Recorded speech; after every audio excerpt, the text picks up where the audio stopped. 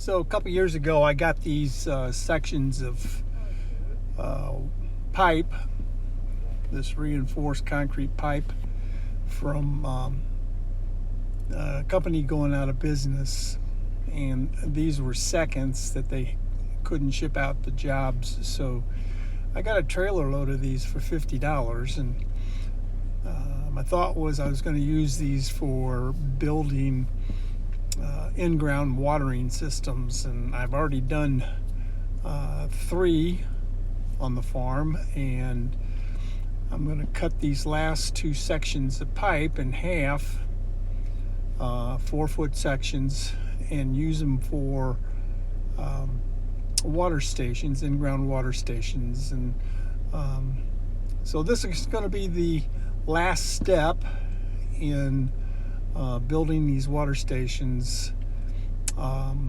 getting them cut and installed. So if you would just keep watching the video, you'll see the process. I borrowed my neighbor's concrete saw, hooked up the water to it, keep the diamond blade cool while we cut these pieces of pipe.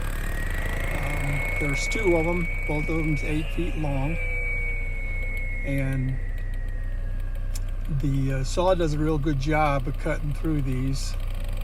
The first time I cut, I cut one 8-foot that was a 27-inch section of pipe, diameter, 27 inches in diameter, and that I cut without water, and boy was it dusty. The water helps keep the dust down, and also helps with keeping the lines visible on the pipe while you're trying to make your way around the pipe. You can see I had to keep rolling the pipe along, and here I'm using the tractor to hold up the end of the pipe as I cut through it.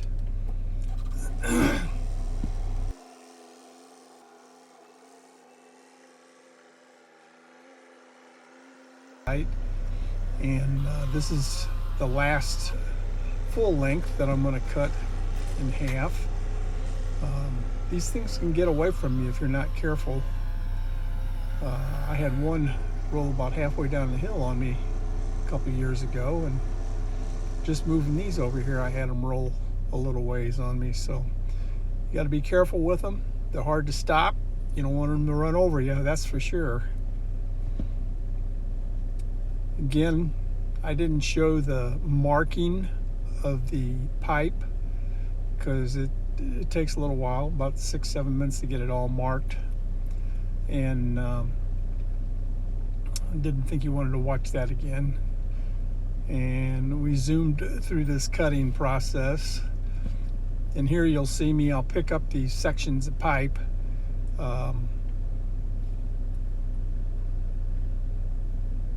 These straps I have, they're 6-foot straps, so they just don't quite make it all the way around to where you can put the eye through the other eye and lift that way. So I put these clevises on, and then you'll see here I use a strap, and I actually got 6 of these straps around the farm, but in this case I'm just using 4 to lift these 2 sections of pipe. It's a lot easier when you've got a second person working with you. You don't have to get in and out of the tractor so much, and so that always adds a little extra time.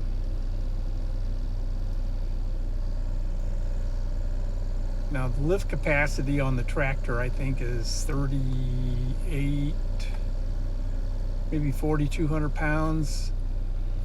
Those spikes, bale spikes, I don't know what they're rated for. I think about 1,800 pounds a piece. But these sections of pipe, I don't think they weigh much more than 1,300 pounds.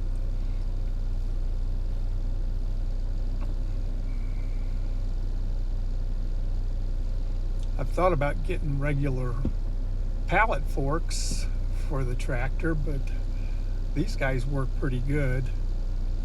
I've actually got a set of pallet forks on my big SkyTrack extendable forklift, and I've thought about trying to come up with a way of fitting those to this existing carriage, and that's still something I might try to do in the future.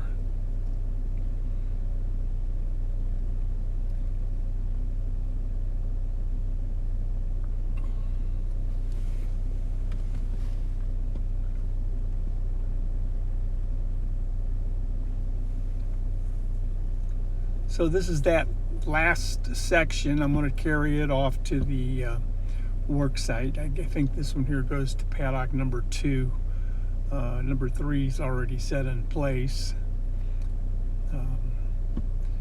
The video is going to cover the actual installation of these sections of 21-inch RCP, which is reinforced concrete pipe.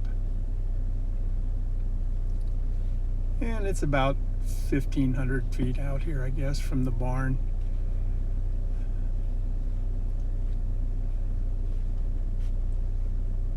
You got to keep your bucket down as much as you can. You don't want to get too top heavy, because these guys could probably turn a tractor over pretty easy if you get it too high.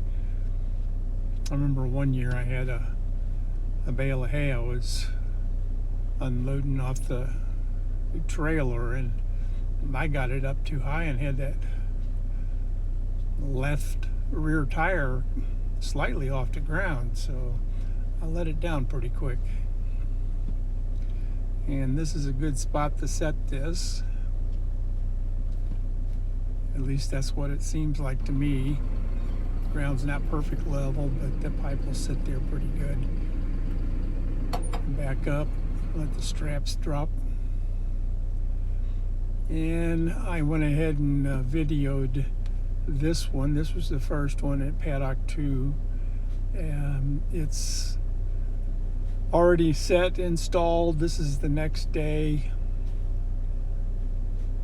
and concrete is fairly set.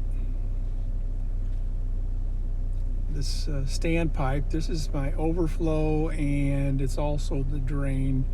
You can slip that pipe out of the hub down there. There's a little bit of concrete around the pipe above the hub, but not too much.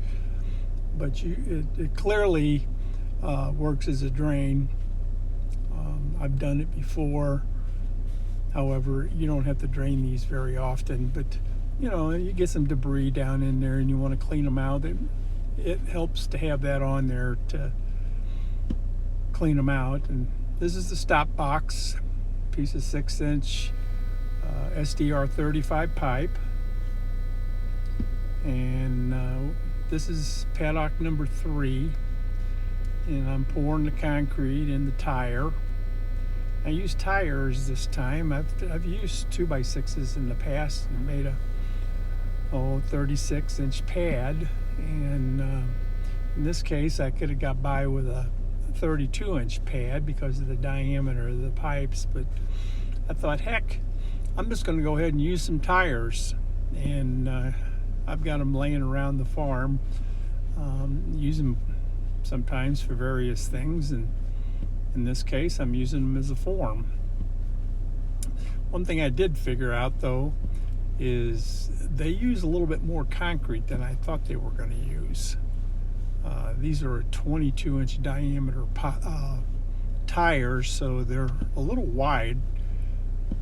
So rather than having 3.5 inches of concrete in the pad, there's probably more like 7 or 8. So I think altogether I put 11 sacks of premix in there. And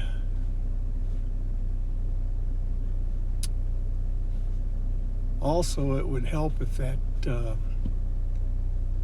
distance between the pallet and the fork carriage was a little bit further apart. I need a pallet that's a little bit longer, and it'd give me a little bit more clearance between there. My fat belly kind of gets in the way there. And then this is me setting the tank, piece of pipe, and it's a little tricky. Got to make sure you don't set your tank on your pipes like I just did there.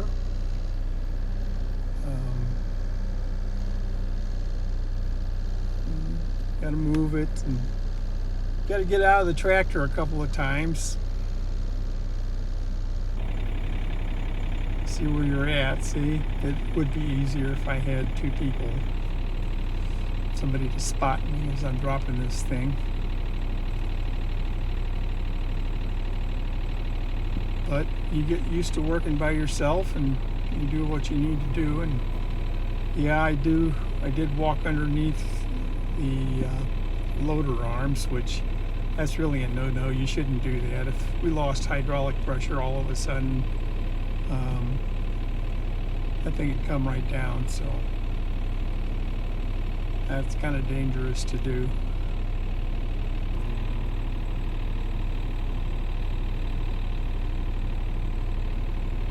Almost there.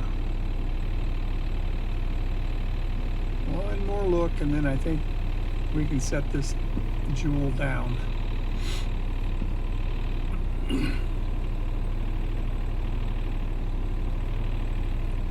It doesn't have to be perfectly centered over that tire, but you know, the better it is, I think the more stable everything will stay in there.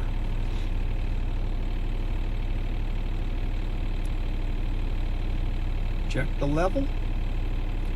You know, it's not exactly on, but it's close enough.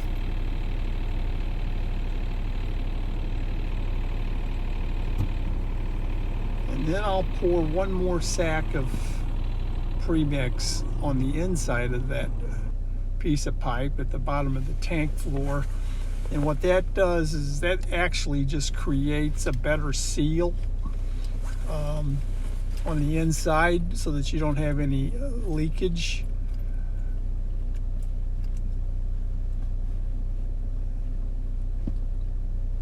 And plus it also helps with making sure you've got the concrete up even with or above the hub of the 90-degree elbow on that drain line. I'm not too worried about the supply line, but the drain line, I like to make sure that the hub is below the top of the concrete on the inside of the tank, so that we've got drainage into the drain line. Cleaning things up a little bit and making sure I don't have any concrete that's going to stick to the pipe. Got a little spillage there. And then this is the next day. We've got this storm coming in, so I want to get everything all backfilled so I don't have to. And yeah, I forgot to lock the bucket down. That's what happens when you get in a hurry.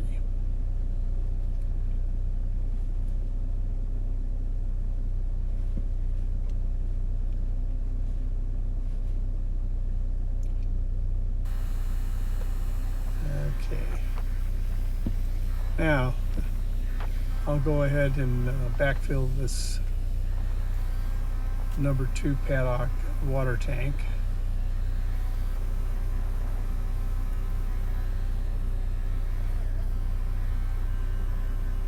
It sure is handy using a front loader like this to do your backfilling. I remember the very first tanks that I put in the ground, you know, those were the 55-gallon barrels that I buried, and then I used a lick tub, protein tub, for the water tank. Those, I had to do all that backfilling using a blade on the D15 tractor. and that's a lot slower, obviously, and you can't really do as much as you can with the front loader.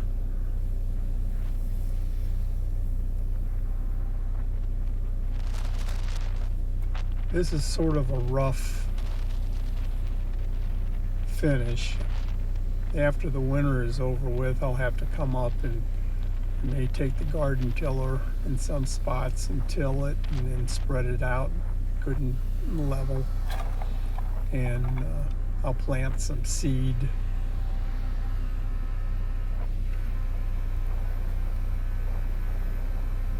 I use a classic seed mix, which is, it's got a little bit of orchard grass, timothy, some bluegrass.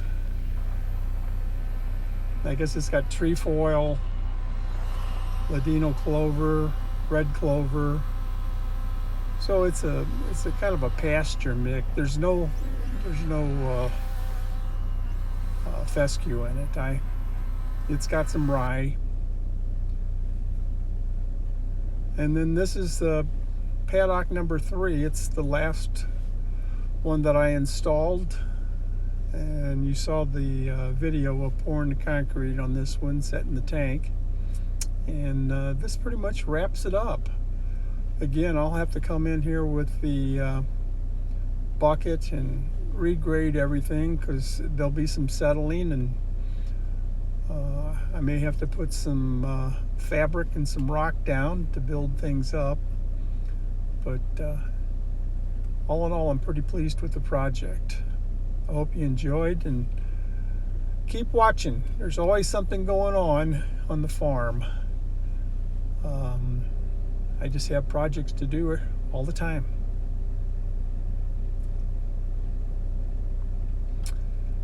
That's the valve box. Still got to trim it off, put a cap on it, and call it done.